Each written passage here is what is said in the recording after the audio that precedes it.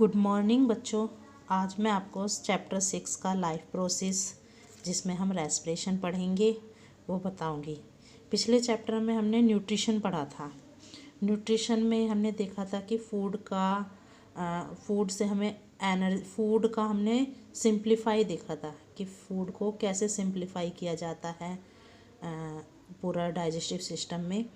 अब हम उस फूड तो हमारा डाइजेस्ट हो गया, लेकिन उस फूड से जो एनर्जी है वो कहाँ पर हमें मिलेगी।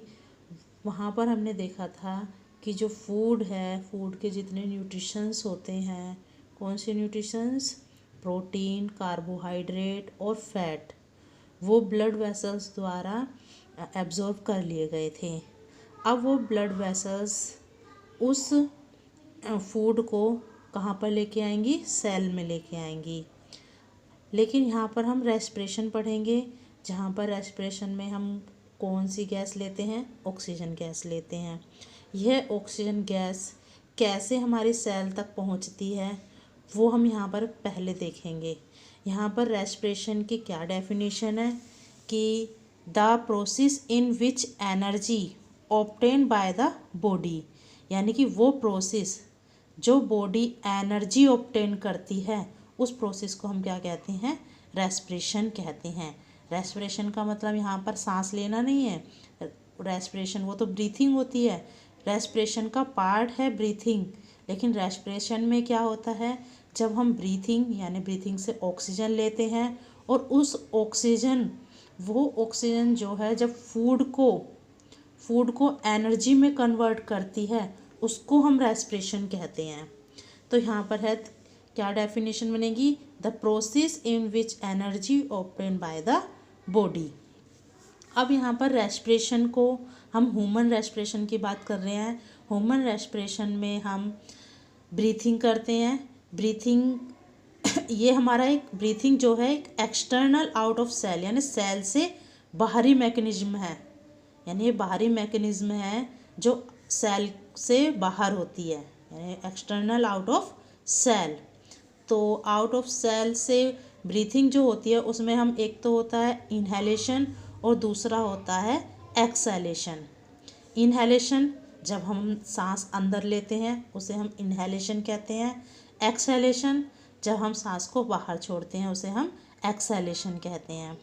इनहेलेशन में हम O2 गैस लेते हैं यानी ऑक्सीजन गैस, और एक्सहेलेशन में हम कार्बन डाइऑक्साइड गैस बाहर छोड़ते हैं। ठीक है। अब ये ऑक्सीजन गैस कहाँ से ली जाती है, नोज। ये ऑक्सीजन गैस कहाँ से, एयर से लेंगे हम। एयर को तो हम लेते हैं, तो एयर हमारे अंदर कैसे वो पहुँचती है, रिच ऑफ ऑक्सीजन एयर, जिसमें हम ऑक्सीजन नहीं लेते, हम ढूंढ के ऑक्सीजन थोड़ा ना ढूंढते, हम तो लेते एयर। लेकिन वो कैसी एयर है, ऑक्सीजन कैसी एयर है, वो रिच ऑफ ऑक्सीजन। तो यहाँ पर देखो मैंने एक डायग्राम बनाया है, आपको समझ में आ रहा होगा कि क्या डायग्राम है। ये है ह्यूमन रेस्पिरेटरी सिस्टम। क्या है ये, ह्यूमन रेस्पिरेटरी सिस्टम। इसमें क्या है, जब हम सबसे ऊपर वाला पार्ट देखो, इसे हम कहते हैं नेसल पैसेज। क्या बोलते हैं, नेसल पैसेज। जो नाक में 2 छेद होते हैं ना, उसको हम नेसल पैसेज बोला है।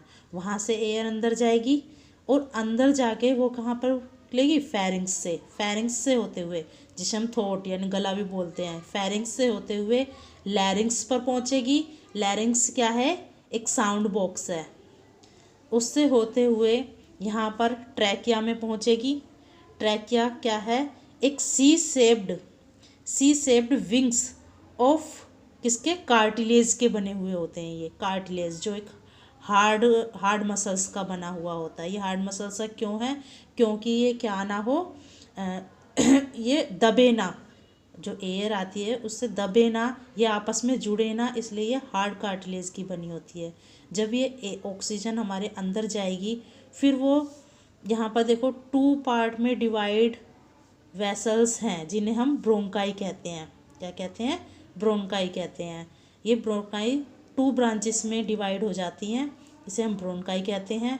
फिर ये जो आगे जाकर और मोर पार्ट यानी सब ब्रांचेस में डिवाइड हो जाती हैं, इसे हम क्या कहते हैं, ब्रैंक्यूल्स, क्या कहते हैं, ब्रैंक्यूल्स। ये ब्रैंक्यूल्स में डिवाइड हो जाती हैं, बहुत सारी बनी होती हैं। और ये आपको दिख रहे हैं, ये 2 लंग्स हैं और इसके नीचे एक डायफ्राम है।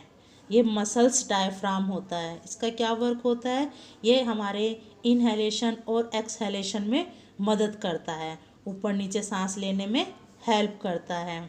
अब ये देखो, इसमें जो ये तो है ब्रोंकाइल्स हैं, ये भी छोटे छोटे पार्ट में डिवाइड होती हैं। इसमें बलून लाइक स्ट्रक्चर होता है, इनमें ही ये ऑक्सीजन कलेक्ट होती है, भरती है। ये किस शेप में होता है, एक बलून लाइक में फूला हुआ होता है। इसे हम क्या कहते हैं, एल्वियोलाई। क्या कहते हैं, एल्वियोलाई, जो कि बलून लाइक शेप में होता है। ये बलून लाइक शेप में क्यों है, क्योंकि इसमें ज़्यादा से ज़्यादा मसल्स, ज़्यादा से ज़्यादा ब्लड वेसल्स अटैच हो सकें। ज़्यादा से ज़्यादा ब्लड वेसल्स अटैच होंगी तो क्या होगा कि ऑक्सीजन हमारी ज़्यादा से ज़्यादा यहाँ पर आ सकेगी, वो उसे एब्जॉर्ब कर सकेंगे। जैसे हमने उसमें इंटेस्टाइन में विलीज पढ़ी थी, विलीज की जो शेप होती है वो क्यों होती है, क्योंकि उन्हें बहुत सारा एरिया मिल सके ब्लड वेसल्स को, वो ज़्यादा से ज़्यादा एब्जॉर्ब कर सके, जितने भी न्यूट्रिएंट्स हैं उन्हें एब्जॉर्ब कर सकें। इसलिए ऐसे ही सेम यहाँ पर है, ये जो एल्वियोलाई है ये बलून लाइक शेप्ड होती है ताकि ये ज़्यादा से ज़्यादा ऑक्सीजन को एब्जॉर्ब कर पाएँ। ठीक है, अब यहाँ पर हमारी एयर कहाँ पर आ गई, ब्लड वेसल्स तक पहुँच गई। यहाँ एल्वियोलाई में ब्लड वेसल्स तक पहुँच गई। अब ये ऑक्सीजन जो है ये ऑक्सीजन है, अब ये ब्लड वेसल्स में पहुँच गई। तो ब्लड वेसल्स जो हैं इस ऑक्सीजन को हमारी शैल तक लेके जाएंगी। कहाँ तक लेके जाएंगी, हमारी शैल तक लेके जाएंगी। ये क्या चीज़ जा रही है, ये है ब्लड वेसल्स। ये क्या है, ब्लड वेसल्स। ये ब्लड वेसल्स हमारे किसको लेके जाएंगी, शैल तक लेके जाएंगी। लेकिन आप कहोगे कि ऑक्सीजन तो एक गैस है और ब्लड एक कैसा है, सोल्यूबल होता है, लेकिन ऑक्सीजन जो है ब्लड में सोल्यूबल नहीं है, तो वो कैसे जाएगी।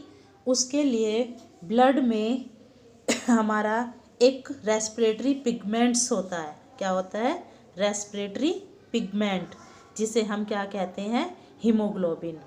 यही हीमोग्लोबिन हमारी ऑक्सीजन को ट्रांसपोर्ट करेगा कहाँ तक, शैल तक। ठीक है, यहाँ तक शैल तक जब ट्रांसपोर्ट हो जाएगा ऑक्सीजन का, उसके बाद वही ऑक्सीजन जो है वो हमारे फूड को, जो फूड आया था, जो फूड डाइजेस्ट हुआ था, जो न्यूट्रिएंट बना था, उस फूड को क्या है, ब्रेक करके उसे किस में कन्वर्ट करेगी, एनर्जी में। यहाँ पर देखो, जो डाइजेस्ट हुआ था फूड वो भी कहाँ तक पहुँचा था, शैल तक। जो ब्लड वेसल्स इंटेस्टाइन से लेके आई थी उन्होंने उसे सेल तक पहुँचाया। और यहाँ पर हमारा लंग्स के द्वारा पूरा जो रेस्पिरेटरी उसके द्वारा जो ऑक्सीजन पहुँची है वो भी सेल तक पहुँची है। अब फूड और ऑक्सीजन दोनों सेल में आ गए हैं। अब ये ऑक्सीजन इस फूड को ब्रेक करेगी। ब्रेक करके क्या होगा, ये कार्बन डाइऑक्साइड, वाटर और प्लस एनर्जी में टूट जाएगी। ठीक है, यहाँ पर देखो मैंने दिखाया है, ये फूड है जो डाइजेस्टिव सिस्टम की ब्लड वेसल्स के द्वारा आया है, और ये O2 गैस है, ऑक्सीजन गैस है, जो एल्वियोलाई, जो बलून लाइक स्ट्रक्चर था वहाँ से ब्लड वेसल्स सेल तक लेके आई हैं। ये दोनों ये O2 ऑक्सीजन गैस इस फूड को ब्रेकआउट करके कार्बन डाइऑक्साइड, वाटर और प्लस बहुत सारी एनर्जी निकालती है। ठीक है, उसके बाद इसके बाद आ जाता है, अब यहाँ पर एनर्जी तो मिल गई, लेकिन एनर्जी एक साथ तो वेस्ट नहीं होती, एनर्जी हमको स्टोर करके भी रखनी होती है। अब ये स्टोर कैसे होगी वो हम देखते हैं। और ये सारी प्रोसेस कहाँ पर होती है ये भी पता होना चाहिए। ये सारी प्रोसेस कहाँ पर होती है, माइटोकॉन्ड्रिया में। कहाँ होती है, माइटोकॉन्ड्रिया में। माइटोकॉन्ड्रिया को पावर हाउस बोलते हैं ना, cell of the power house.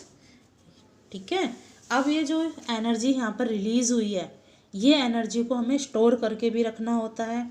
Store करने के लिए यहाँ पर एडीपी होता है, जिसे एडिनोसिन डाइफॉस्फेट कहते हैं। ये एक बॉन्ड के द्वारा जुड़े हुए होते हैं, ए और इसके साथ 2 फास्फेट, ये फास्फेट जुड़े हैं, प्लस ये है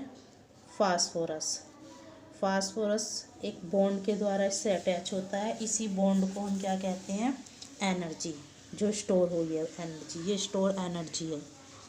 क्या है ये, स्टोर एनर्जी इसकी फॉर्म में रहेगा। ये बनाएगा फिर जब एडिनोसिन डाइफॉस्फेट के साथ फास्फोरस ऐड हो जाता है तो एटीपी बनता है। इसे कहते हैं एडिनोसिन ट्राइफॉस्फेट, जो कि एक एनर्जी करेंसी कहा जाता है इसे।